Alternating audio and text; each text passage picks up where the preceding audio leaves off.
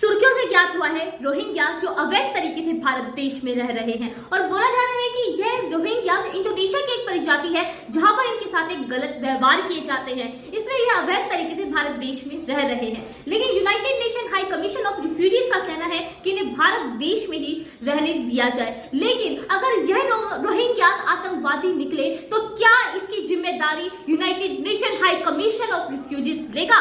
लेकिन जब भारत देश के लोग दूसरे देश में रहते हैं तो उनको आतंकवादी घोषित कर हमारे देश में वापस एक निर्दयी तरीके से भेज दिया जाता है और फिर हमसे कहा जाता है कि हम दूसरे देश के लोगों को अपने देश में अवैध तरीके से रख ले। अगर वो रह रहे हैं तो उनको रहने दिया जाए।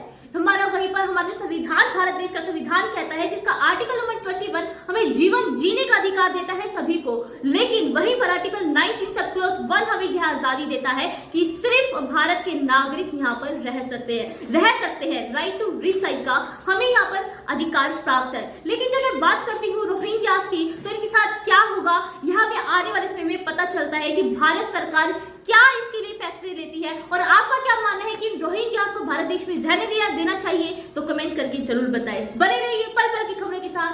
जय हिंद, जय भारत।